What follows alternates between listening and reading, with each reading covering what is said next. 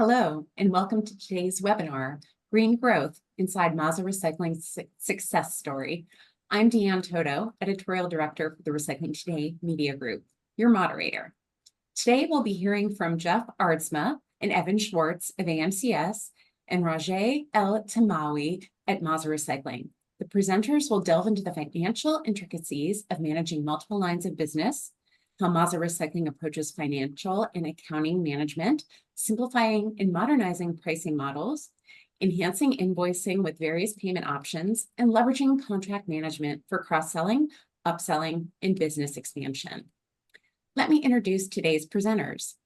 Geoff Aardsma is Vice President of Solutions at AMCS. He is responsible for guiding the strategic direction of the AMCS solution suite to meet the needs of the company's customers in an ever-evolving market. Prior to this role, he led the AMCS professional services team in North America to ensure successful end-to-end deployment and maximum adoption of AMCS platform and solutions for the company's customers. Evan Schwartz is Chief Enterprise Architect at AMCS. He has 25 years of experience in the waste, recycling, and commodities industries, and is responsible for leading and shaping the vision of the architecture and high-level functional components of the AMCS platform based on industry and technology trends and customer needs. We'll also be hearing from Rajae El-Temawi. He is CFO at Mazza Recycling and drives strategic decision-making within all levels of the company. He focuses on minimizing emerging risks and improving programmatic support as Mazza continues to experience rapid growth. Just a reminder for attendees that we will save questions for the end of the webinar. However, I invite you to use the Q&A button, please, to submit your questions at any time during the webinar. If we're unable to address them here, our presenters would be happy to follow up with you afterward. A recording of this webinar also will be shared with all registered attendees within 5 business days and will be available on Recycling Today's website. With those formalities out of the way, I'd like to hand things off to Geoff, who will get us started. Welcome, Geoff. Thank you, Deanne. Thank you, everyone, for attending. We're really excited to bring today's webinar with you. Welcoming Raj and Evan to also present here today. We're really excited to walk through the Mazza story. And Raj, thank you so much for joining with us.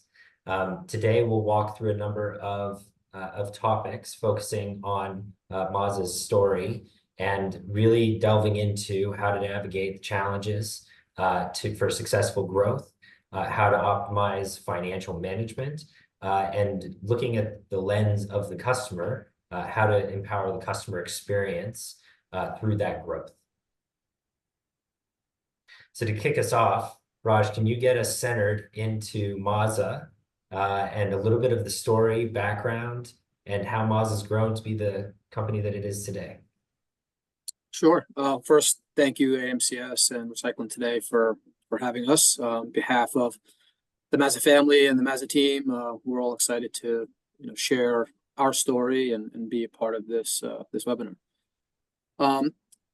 So Mazza's story really started back in 1964. Both Jimmy and DJ Mazza, their parents started, as sort of this demo recycling facility, and this sort of moved into a more a need to have a transfer station. So in 2001, they opened up their transfer station, which allowed for them to manage what they were demoing and not have to pay other folks for their debris, and allowed other people to bring in debris to them. Scrap metal came into the mix at that point. They didn't really have a system or any database system, any typical ERP system, until about 2015. So you can imagine, right, that many decades of paper and end of year CPA counting versus doing actual ERP system. Their roll off was basically paper and corkboards. So managing things very analog like. In 2014, they they were doing mulch. 2017, they brought on front-end commercial. 2020, they started their recycling facility. So they were processing single stream cardboard plastics. 2022, they brought on a bagging facility. So they were actually doing manufacturing. So throughout that whole process, added on a layer of process and accounting and creating the complexity of where they are today. And we continue to grow, acquiring just recently another front end and roll off division down south and looking for more. And that brings us today. I mean, just to give you a quick sense, I mean, back in 2015, in terms of when the mulch started, they were bringing in or producing about 200,000 cubic yards of material to where they were in 2022, closer to 600,000. So just that sort of growth along most of the business lines is what they saw, and it's pretty significant in terms of people, in terms of managing the whole back office along with it. So it's a great story, and I think one for myself, I've been in the industry for a long time. Raj, I know you're relatively new to the industry. I love the diversity of the story, right? And the exciting part for me is the opportunities that Mazza has found to take existing business and continue to integrate more elements to serve your customers, under one umbrella, right? So the transition from kind of construction and demolition into recycling, into managing organics, and turning that actually into the product that you turn around and sell, and actually get into the packaging of it and the marketing. You've kind of taken those materials that were in your possession and your power, and that you built customer relationships around, and just to kind of continue to build business to manage more of that and manage the overall customer experience. So thanks for sharing that. It's an exciting story, and I think one that's familiar, but I think Mazza has uniquely drawn that into really more broad business than we'd normally see. Evan, I'll let you step in and. Yeah, so look, I think before we get into the overall journey of success, Raja, could you give us just a high-level description of Mazza's culture mission statement, so we get a sense of where you're starting as we go along this journey? Yes, well, I mean, fundamentally, it's a family business, right? You have two brothers who started this thing, who brought in their two sons.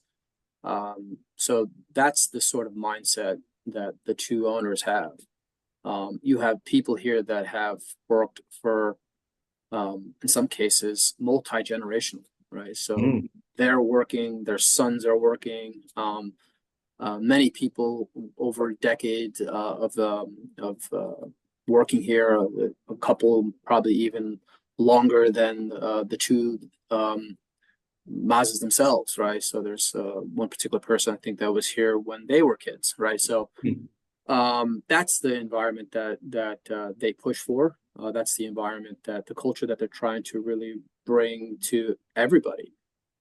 People still go to DJ and Jimmy to try to, solve their problems. They're two very busy executives, and the kind of personalities they have and the culture that they've created makes people that are either new or been here a while to just be able to walk up to them and say, hey, here's an issue I'm dealing with. How to, let me, please help me out. And they hear it and they fix it a lot of times, whether they can or they, they're the bridge. Well, go talk to this person or whatever. So it's great. And I was very much turned on by that sort of environment when they first interviewed with me, and I had my own experience with family-owned businesses, and I think those are it's a fantastic place to be at.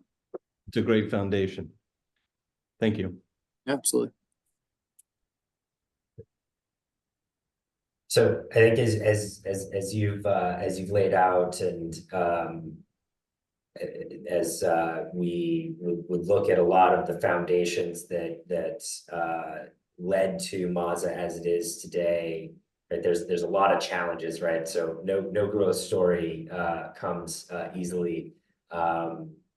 So across, whether it's building the culture for people to, the people that have been inside business for a long time to accept a larger, and more broad business, challenges inside the market, challenges that you found in, creating a unified view across a diverse, business stream. Walk us through some of those, challenges and the strategies that you've brought into Mazza to help prepare and execute the growth. Yeah. I think some of the strategic positions that this particular company has put itself in, and there are some other examples, I think, bigger fish, but definitely on the smaller side, they're sort of unique. The way they built the business from different streams of material, different streams of processing, I think it's both a challenge and a strategic position to be in, is that you're very flexible. You can take on a lot of different things, different projects, different materials, and you can do a lot more with it. That's how they grew, right? Even early on, they were a demo business, right? All they did was gather garbage and dump it. Well, then they shifted to also taking it, right? And then from taking that garbage, they shifted into, well, out of that stuff, what can we do with it, right? And there's scrap metal. And then, okay, well, we're hiring other people to do the work for us, so let's just do the work ourselves. So they have the roll-off business, and then, okay, how about a front end? And they're bringing, so it's like, it's the challenge of trying to figure out what else can you do, right? I mean, even as recently as this year, it's like, okay, well, we have C&D material coming into our transfer station. What can we squeeze out of it? What other material can we process differently? Whether it's bringing in a machine to better sort the wood out of the C&D, or even the shingles or whatever, right? And I think that's the culture, the mindset, business mindset that the Mazzas come from, and they continue to do that. And it's difficult because I think more and more people are doing it, and you're not just dealing with one business line, you're dealing with multiple, right? You're dealing with the truckers, you're dealing with the transfer station, you're dealing with the recyclers. So they're constantly having to, not just deal with one industry, but I think a multitude. But they do well, and they keep growing in that sense of trying to be creative and finding different ways to turn anything into a buck, if you will, right? All the stuff that they get, they find different ways to manage it.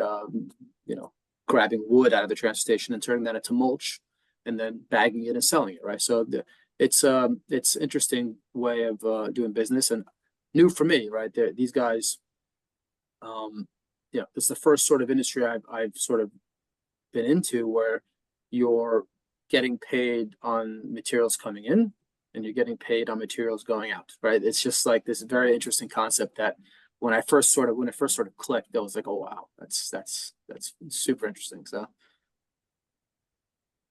And it's one of the things that you laid out that I enjoy, just having been in the industry, is kind of doing a composition analysis of the materials that you've got. And we had a recent webinar with Eureka Recycling out of Minnesota, and their composition analysis had led them to, in their recycling business, to influence state legislation on upcoming EPR directives to manufacturers, right, to align better to the facilities. But they also made an investment in their facility to align better the materials that they were planning to process and sell.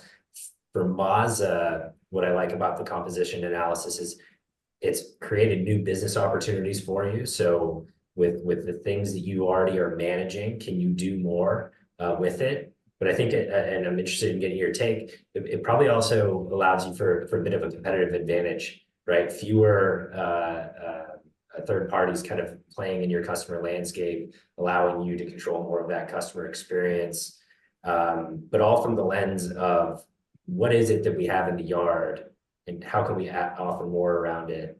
Have you seen anything beyond the new business opportunities and kind of competitive advantages, you know, or an impact to the culture to Mazza as you've grown those lines of business?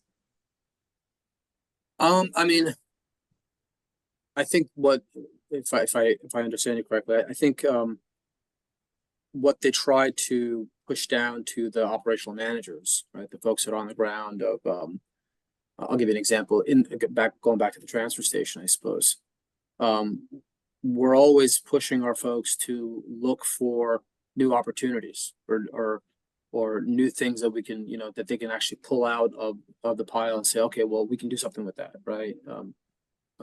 You know, we kind of are incentivizing them to be like, all right, well, the more you can pull out of the transfer station that we can go into the recycling, the better, right? And Jimmy and DJ themselves are always looking for new opportunities. The last conference we went into, you know, you hear these guys talk and you hear what the industry do, what other folks in the industry are doing, and you know, we try to you know, leverage those as well. So I think culturally they're always pushing for that entrepreneurial sort of approach of, okay, what can we do and how do we approach this, giving our sales guys opportunities to sort of be flexible and make deals and cross-sell if they had to. And, you know, like you said, you know, this customer can be used here or there or wherever it makes sense. We try not to sort of pigeonhole or box our sales folks and our ops folks to just do this one thing, right? If there's an idea that they feel like can work, I know for sure on the executive team, we're always willing to listen. I think that's what you meant by that question, right? Like, Absolutely. Yeah. So Raja, on this piece, because you're very lovingly describing Mazza's culture of innovation, right? Which I think is really great. But not all innovation is technology, right? There's ways to innovate and find efficiency. It may just be in process. It might just be in a non-technological way. But to move forward in a technology, there's just a certain amount of pain involved in adopting a technology. But I'm also very aware of, I say it all the time, that there is no change without pain. So what was the pain that you had that was driving you and your founders to say, it's going to be worth it to get to the other side? What was the motivation there? I think part of the reason they asked me to join and what I've been trying to help them with ever since I got here is to be able to provide a good perspective on what they're doing across all the business lines, right? How is it all connected? And I think that because of their success, because of how fast they grew, right? And not in just one direction, in multiple directions. You know, people that are doing the stuff, whether it's on the ground or whether it's behind a computer screen trying to process those things, they just reacted to what they needed to do to get things done. A new type of material comes in, or a new type of transaction occurs, a different transaction flow. And you start creating new codes and you start creating new transaction methods and you start doing, different naming conventions, or, instead of, creating multiple accounts to be able to manage a certain type of transaction because it's what the customer wanted or what they thought would be easier to process it and have the smallest amount of impact on the customer. So I think it's, now they're in a place where it's sort of a little bit, they were chaotic and they're trying to just muddle through, right? So part of what they saw is, okay, how do we get someone to come in and how do we put a system in place that allows us to take in all of the stuff that we've created over the years and provide a clearer sort of vision of what they're doing, how they're doing it, how well are they performing, where are the issues, and that's sort of the tech part, right? That's the, right. Do you have the right system in place? Do you have the right reporting in place and process behind the tech, right? You can have any tech you want if you're not implementing it the right way, and if you don't have the right steps, it means Right, nothing. you're not So going to get efficiencies out of it if you're not following a process, right? Right. bad stuff in, bad stuff out, right? So, so we're, you know, since the day I got here, it's, you know, I spent quite a bit of time learning the industry and learning the systems and learning the company. So all that on top of, all right, well, what's the right way to reorganize all of this? And that's sort of the place where we're at now of, you know, what list of things do we need to change or tweak to get us to a you know, a better vision of what the business is doing and how we can better move forward. Okay. I think it's a great lead in, right? Obviously you want to be entrepreneurial, you want to inspire ideas for growth, but at your size, you now want to focus your energy on things that are going to be worthwhile for the business, right? So not every great idea is measured with the same benefit. Tell us a little bit about how you set up Mazza to have that overall view and make some of the critical growth decisions that you know, certainly you've made in the past few years as your growth's really taken off. Yes. So some of the things I needed to do when I first got in was sort of assess, right? What systems do you have? What data sets are you working with? How are you setting it up, right? So I did a lot of that for the first 6 months or so. And then after that, it was, all right, well, how can I then take that information and what tools do I need to add or remove in some cases to be able to digest it, put it into something that's useful, right? So one of the bigger things we did was we added sort of a reporting tool. They were lucky enough to already have something like SQL. So having SQL attached to what we use in Tower was super helpful. And being able to just sort of, for those who understand or understand the back piece of it, so you were able to pull off the different tables in the system and sort of just mish and mash how you want it so that I can get in the end my own data set that I can work with and that fits or is in line with the needs of the executive team in the business. So we put that in place, and then we layered in, our payroll information. We layered in our other systems, right? We have one system for scrap metal, and we have another system for our dispatching, and then sort of another system for selling, regular transaction, our scale system. So I combined all of that, and we put together, a data warehouse that allows us to pull these things together in a way that's easy. And it doesn't take a lot of effort each month to sort of update and provide information. So there's a lot of legwork up front, getting everything in place, working with the tech folks, getting the data connected the right way. But once we did that, we created some pretty good financial statements and some pretty good KPIs attached to those, all pulling live from Tower, from other systems that we use. And it's still in the fairly early stages. I mean, I've only been here a year last month now. But we, for the last few months, we're really digging into it, and we're pulling other people in to start, using that information. So the way that you're describing this, I'm going to translate it into Techinese so that my brain can understand it, is we would refer to that as technical debt. It's so easy to run at things, maybe not following the right process or collecting the data in the right way, but I can get to a result quick. And that worked really good during the growth side of things.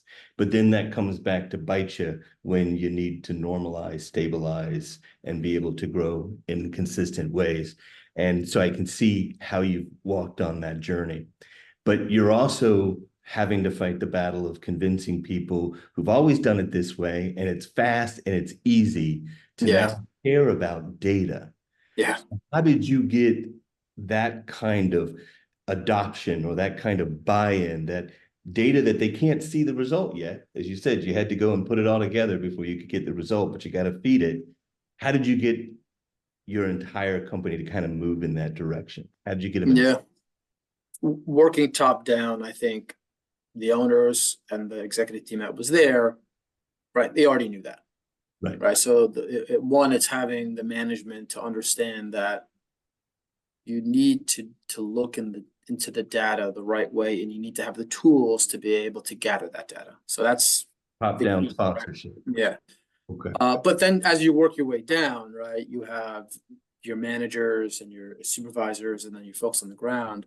I mean, I think, you know, you get some buy-in first and foremost. So you get them involved in the process. You get them to really sit down with you and iterate on what you're doing, right? So what are the transactions you're doing? How are you doing it? How is it impacting you? What are the issues you're currently dealing with that you're having a hard time with the current process, right? You're not able to get to something fast enough, or there's too much.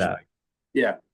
And then on top of that, okay, once you put it all in place, it's sort of incentivizing folks to live by that, right? Now that we have this information and we can point out where the goods and the bads are, well, what do you do to make sure that they're sticking to it and following it and reading it and acting on it? So once management is managing off of those KPIs, and then you let your folks know that, hey, there's a financial or a performance incentive, right? You're actually sitting with them and talking about it and saying, hey, in your reviews and your performances, whether it's quarterly, yearly, in some cases weekly, like, hey, you know, we're showing you this information, right? We have weekly KPIs that we send out. The idea is that, okay, these managers, these frontline managers should be looking at it and saying, hey, this doesn't make sense, right? We have headcount, hours, overtime, and volume and revenue KPIs that go out, and they're supposed to. It's very smart. React, right? Yeah. Very and if you put financial incentives in terms of bonuses, in terms of performance sort of recognition reviews, and saying, hey, good job based off of those things. So you're managing off of them and you're reacting off of them. I think you get a lot of people to buy in for sure. It's great. Just a few minutes left. We'll just closing with a view of how that impacts your customers and the customer journey. We'll try to leave a minute or two for Q&A, but what has all this meant for your customers, and going forward, what are some of the things that you're looking forward to continuing to bring to your customers? I think the best thing to do when it comes to implementing new systems is first and foremost is make sure the customer doesn't see it. They don't get impacted by it, right? There's a negative reaction to, why did this change, right? So positive impact. Invisible, right? Yeah. So that's key. But things like we're doing, I think, I'll mention we're looking at, we're in Tower now. We're looking at Platform, which is the sort of second version of Tower. Is being able to take all these different businesses on the back office so they don't see it, and then having a good front-facing window for the customers so that they can see just one point, right? Whether it's an invoicing, payments, or whatever else, you don't have all the mess, if you will. They don't want them to see how the sausage is made. A single touch point, and I think for the customers to understand is also it's easier to interact, right? So I think it's often underlooked as a service that you provide to your customers, is to provide that simple touch point, that single point of contact to manage everything that they interact, and not have them manage you. So I think that's absolutely, especially like us, where we have customers in different industries, right? So we might have one system for this versus another system for that. And then different, paperwork for us. So it's good to just be able to really just focus and have one focus point for them. So we're just about at time. We knew the half hour would fly by. I would say at the top, we've got one question there. Yeah, go ahead, Evan. Yeah. So to what extent do customers request audits or reports on the recycling of material brought to you? And I guess to follow, how detailed do you get with that, if you provide? We don't typically have customers come to us and ask us to provide information on the business itself as in total, right? But we do get state regulatory or other folks that do ask us for this. We have the DEP that we're required to provide. That was a big one, actually. It was a very big process, manually downloading data from multiple places, and now it's a click of a button, right? You refresh, you change the month, and it's all there. So it happens, and if you're able to build a database, whether you have multiple systems or not, if you're able to push it all into one location and build something in Excel or somewhere else, right? Very yeah, important. yeah, it's huge. It saves so much time. And Raj, I was also wondering how improving billing, invoicing, and your AR AP systems help Mazza empower its customers and strengthen your long-term relationships. Yeah, I think the last place you want to have any contention is the billing piece with the customer, right? That's where everything gets a little touchy. So the being able to have a system that is easy to manage. I mean, being able to have a good process in place, you don't have any errors in the billing process. We work on that constantly. I think that's a big part of our where we have to deal with problems with the customers. Why is this double billed? Why is this the wrong item? Why is it, there's a lot of different ways that that can go wrong, and a lot of cleaning up the data and making sure the system works properly is a big project that we take on. And one of the reasons why we move into different systems is to make sure that the payment and the invoicing is in order, right? Hopefully when we fully go into a platform, that's one of the big sort of check marks for us, is to have proper billing, one location, one customer, all feeding and contract management and pricing management and all that ultimately gets fed into the customer. If all that stuff in the back end is incorrect, you deal, that's where customers leave you. Thank you. And I understand you said you're using Tower currently. Is that correct? Correct. Evan and Geoff, could you explain the difference between Tower and Platform and what additional functionality you might get if you were to implement Platform? Yeah, so Tower is part of the AMCS family of products, and we've got several customers that are on Tower. We've been transitioning and helping to facilitate a number of our customers over to Platform, which is our next generation ERP. It's got several key advantages. Raj touched on a few of them. Certainly from a digital customer experience and our customer portals. Integrated payments, those are large advantages for our customers that are involved in recycling and have a scale operation as well as hauling. It's an integrated experience, where some of our classic products would have had kind of two different systems to handle those different parts, and so there's a lot of synergies that come there. We could go on and on, but there's a number of benefits, from a cloud hosting and security perspective. That's also a big advantage of Platform. So yeah, there's a number of our customers that are on a variety of places in that journey between whether it's Tower or trucks or any of our other family of products over to Platform. Mazza is one of them. Yeah. Evan, anything you want to add? No, I would say one of the key advantages to Rajae and Platform is exactly what they're trying to do. The 360-degree view, the aggregation and streamlining of data into a centralized area for reporting across all their modules, and even some of their other third-party solutions can feed into that to bring it into a centralized reporting system. It's a huge boon for all of our customers. And I think it'll be a big lift, so a lot of the other customers don't have to go through as much of the pain of the journey. But I would say 80% of it is still what Rajae and his team had to do, is figure out what is the data that's important to us, that's going to drive our business, that's the metrics, get the adoption. All of that stuff still is going to be there. All we're doing is making it easier to get to the data. Thank you. Then I'll ask one final question. Raj, can you share any statistics or ROI from implementing tools to streamline your back office processes? Some additional KPIs that so what KPIs have we added by implementing these tools, or? Yes, have you been able to assign an ROI to the whole process with any tools? Yeah. Yes, that's a great question. Mhm.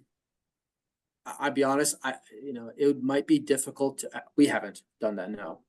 But that would be difficult to attach, getting access to data to, profitability. I don't know how you'd connect the two, and split between regular growth and the business itself versus, hey, we gained X amount of revenue because we were able to, identify problems sooner than later.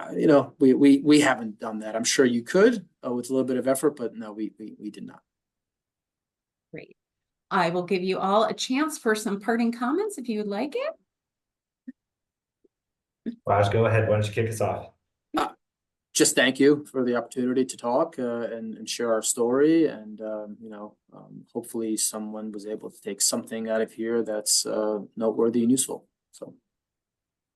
And look, I would close with this, saying that just hearing the journey of what is an all too common narrative across our customers, family-owned, innovative, really committed to their culture, their people, that's a story we hear time and time again.